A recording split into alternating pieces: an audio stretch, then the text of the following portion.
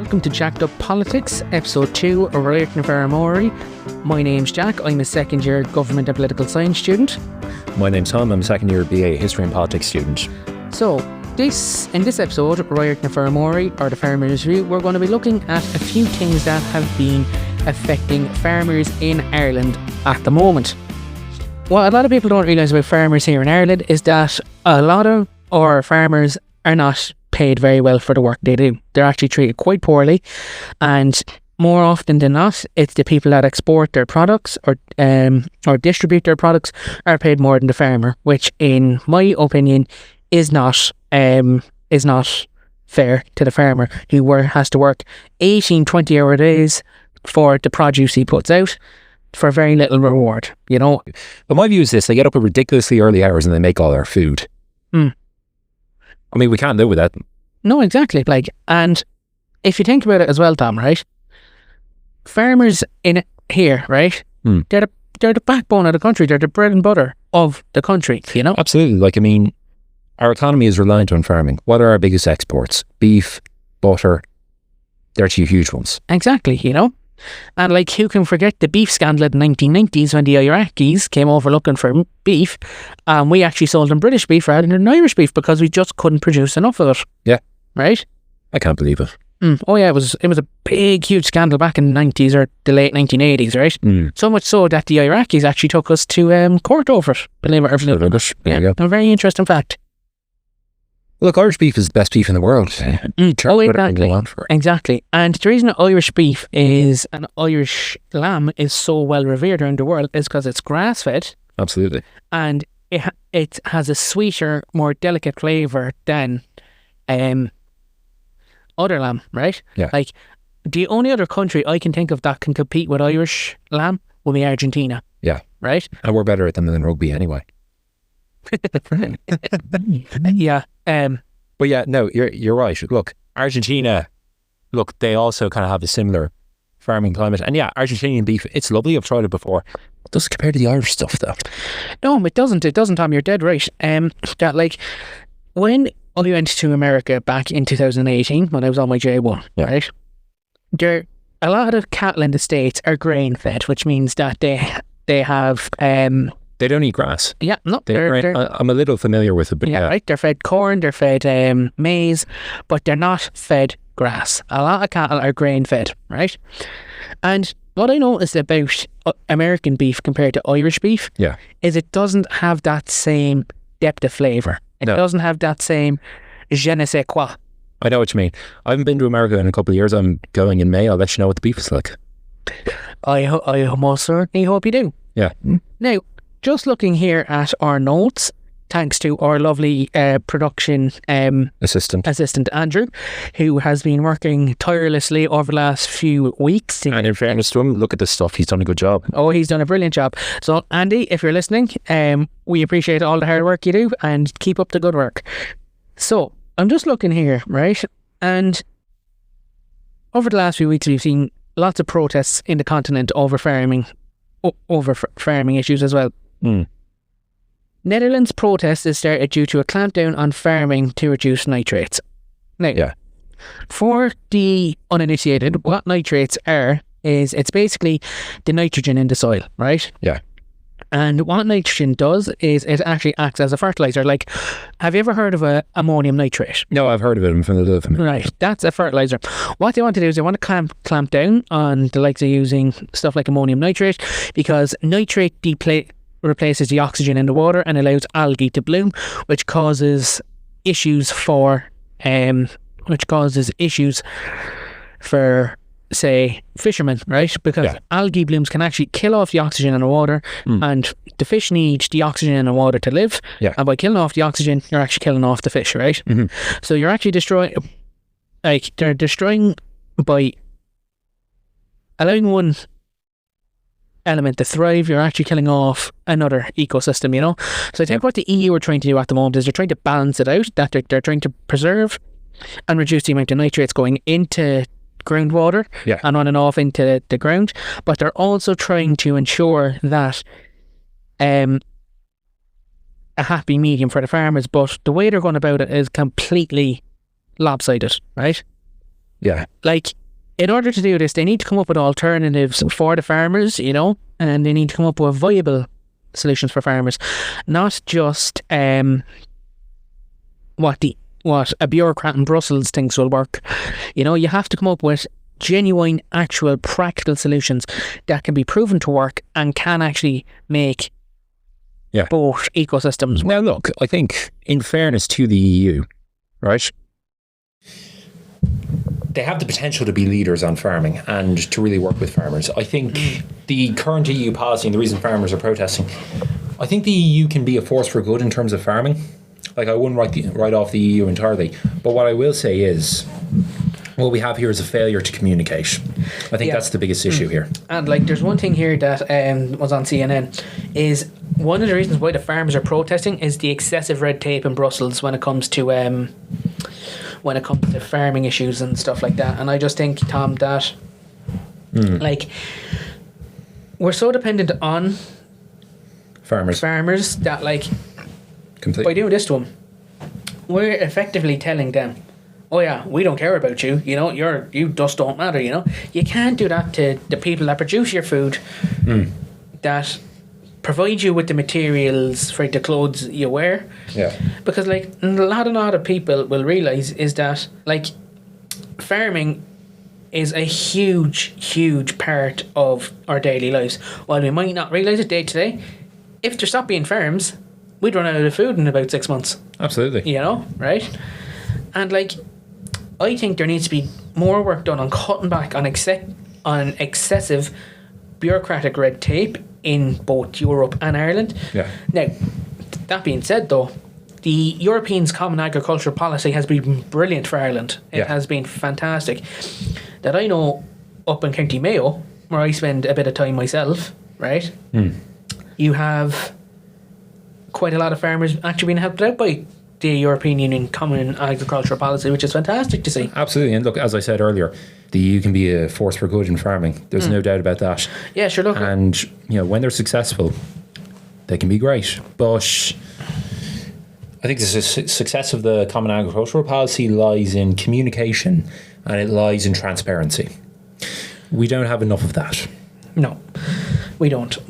And the problem with the transparency in government and with the farmers is that they feel ostracised, you know? Yeah. And when you have a group that feels ostracised, you know, they feel that, like, they're not being listened to. They feel like they're not getting help. And when a group is ostracised so badly, like farmers are being by Europe, they're going to go on strike like they have, you know? Exactly. And, like, I think what Europe needs to realise is the fact that you can't keep pushing and pushing and not expect there to be a spring back by the farmers. Yeah. You know?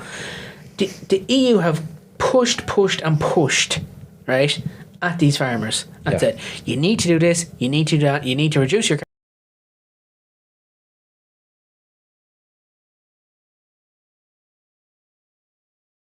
carbon emissions, right?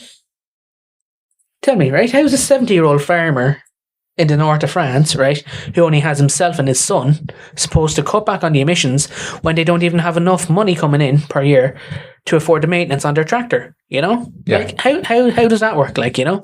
The EU need to extend an open hand, not an iron fist. No, and I think, like, in fairness to Andrew, our research assistant, he did a fantastic job of researching this whole thing, right? And me and Andrew had a conversation there the other day about this whole farm in Malarkey and how badly the farmers are being treated. And for our listeners, Andrew lives in North Kerry, right? So he lives in a very agricultural zone up in Kerry, right? Andrew was saying it to me himself, right, that his cousin is a farmer, right? And that he would be a great person to talk to about this whole malarkey, what's going on with the farming. And I'm kind of sorry in one way that we didn't get him in here today to talk to him, but then at another point, like, we have to kind of, like, remember that as well.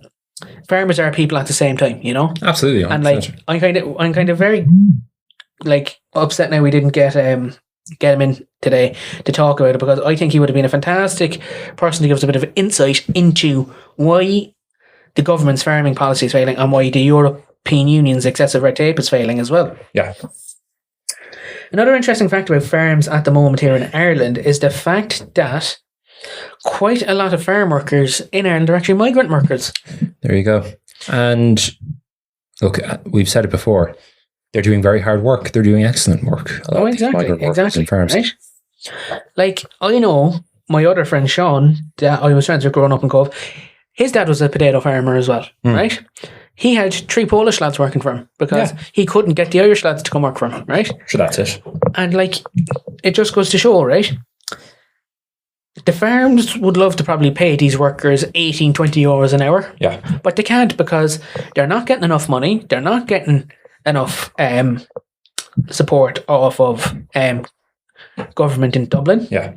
And I think it's just crazy that we're not doing more to support the farmers. Let me ask you this then. Yeah. Support for the farmers. Mm-hmm. Political support for the farmers. Could you see that manifesting in a new party for farmers? There's been a heck of a lot of talk about that. You see it happening? So, this supposed Irish Farmers Alliance, I think it's nothing more than a group of independent TDs, right? Yeah. Forming a far-right party, right? Mm-hmm. Because they're sick to death of Fianna Fáil and Fine Gael's failure in agricultural policy. Right. But I don't see them as actually being a voice for farmers. They'll claim they'll be, and they'll claim they'll be a voice for farmers, and they'll claim that they're doing things for the common farmer. But in actuality, what they're doing is they're doing it for control. And I'll say this to our listeners: far-right politics and right-wing politics is about control. It is not about helping people. It's about control, right? Left-wing politics is more about good policy, ensuring that everyone has an equal footing, right? But just don't go too far to either side. Exactly, right? That, like, I think there's a very fine line between being a voice for a farmer and being a far-right raving lunatic, right? You know? And when I looked at these, this Irish Farmers Alliance, I was kind of thinking to myself, I was like, you know what now? I said, I don't think they're going to be a good voice for farmers, right? Yeah. Now, they are farmers themselves, right? That much is true. I'm not saying they're not going to help their closest knit group, right? But the thing is you need someone like the Social Democrats or Fianna Fáil or Labour or Sinn Féin to really campaign for farmers. And I think another reason why Holly is so liked in West Cork in the Social Democrats is she's actually a farmer herself. Yeah, she's from a farm background. She represents one of the most rural constituencies in the country. Exactly, right? And the good thing about that is that I'm yet to talk to Holly at length about farming, right? But anytime she brings up something in the Dáil about farmers needing X, Y, Z, or the agriculture sector needing something, her facts on the matter are spot on, right? Yeah. Sinn Féin's populist rhetoric about farming just doesn't cut it. Like, I've talked to many farmers that I know about Sinn Féin's farming policies, right? And the thing is that I've been told time and time again, they won't do it. Yeah. They'll say they will, but it'll just completely collapse and not work. And that kind of leads us into another issue, right? Is the fact that we have an awful lot of farmers here in Ireland, right, that feel that like they don't have a voice, you know? Yeah. And that's a very bad thing to have. Like, and I fully support their protests, you know, because they need supports. They need to get a fair price for their produce, and they need to get tax reliefs and tax incentives, right? I can't see Fianna Fáil and Fine Gael doing that, can you? Oh, I couldn't possibly comment. Now, what I will say in relation to the farmers' protests, in terms of supporting farmers, that's grand. See, they were blocking the way to Cork Airport the other day.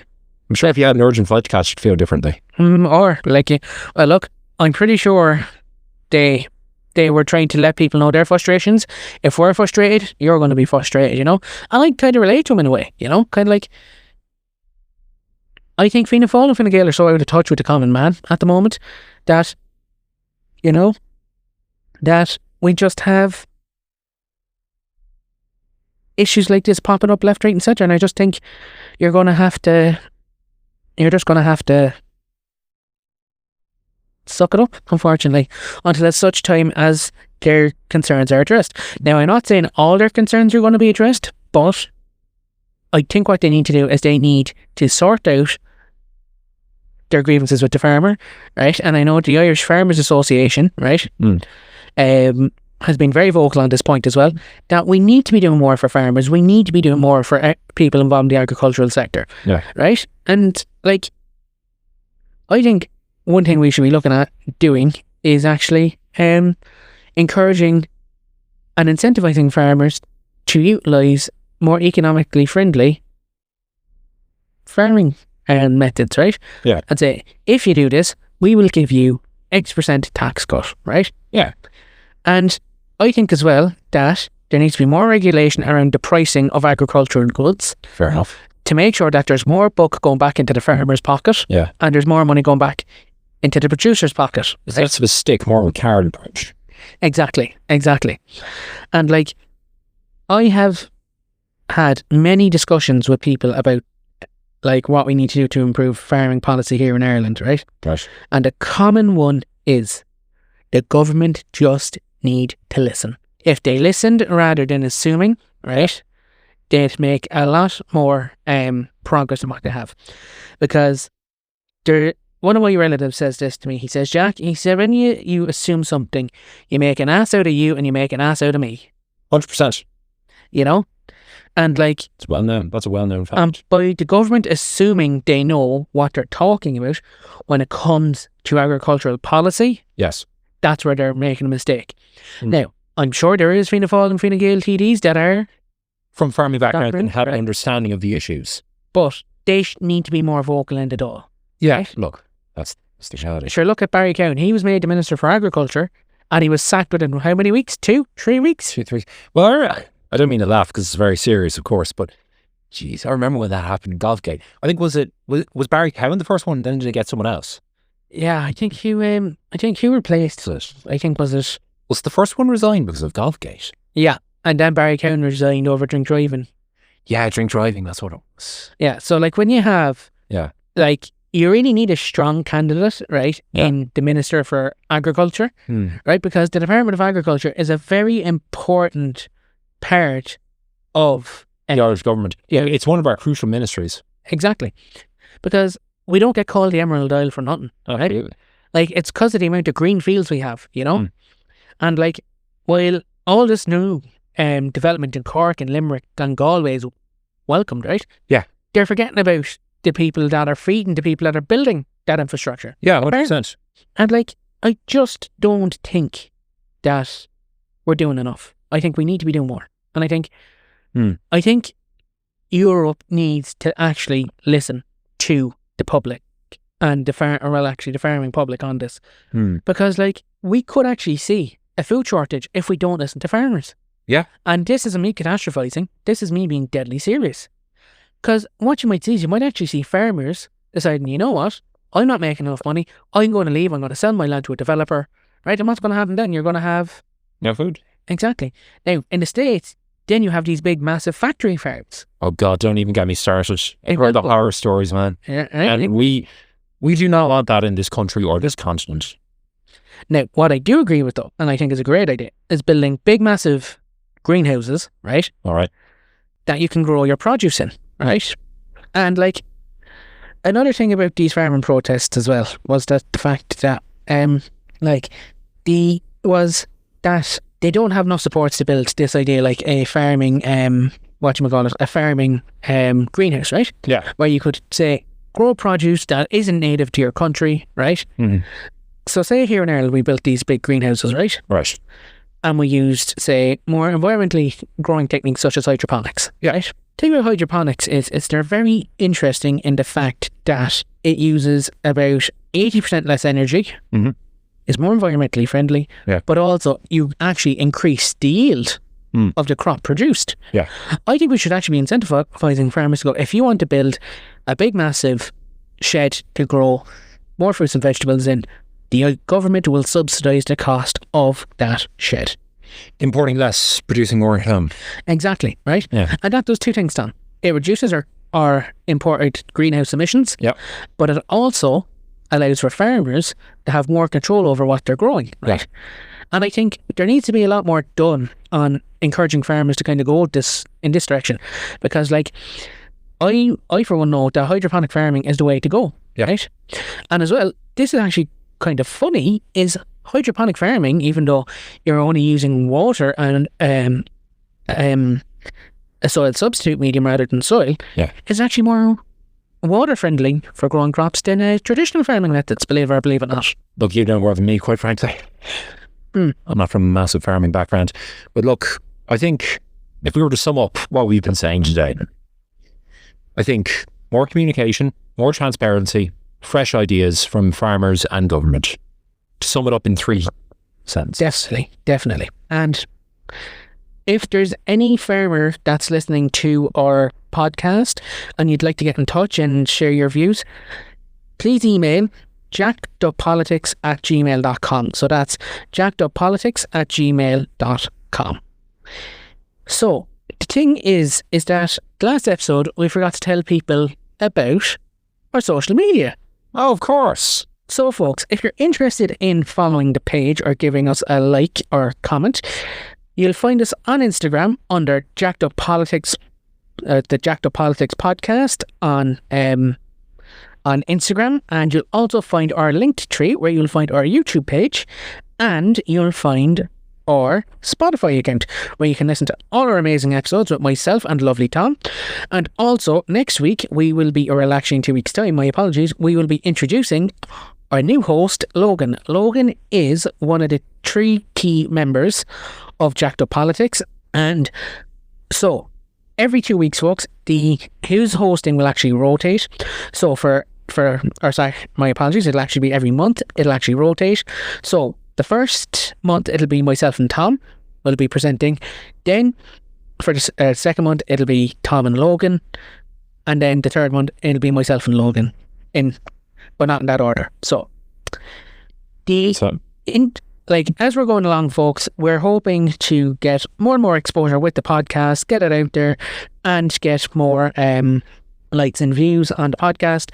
And also, starting in July, we will be starting a video series, right? And that will be a weekly news and video series that will be featuring myself and Tom, and we'll be bringing you that week's news events and what's going on in the world at that stage to give you the uncut approach to what's going on in the world. So that's all for this week. I hope you've enjoyed our second episode of Jacked Up Politics, the podcast, and I'd like to thank you all very, very much for listening, and I hope you have a very pleasant rest of your day. Thanks for tuning in, guys. See you next time. And that's for all, and we'll see you in 2 weeks' time for episode 3, Why Populist Politics Always Fails.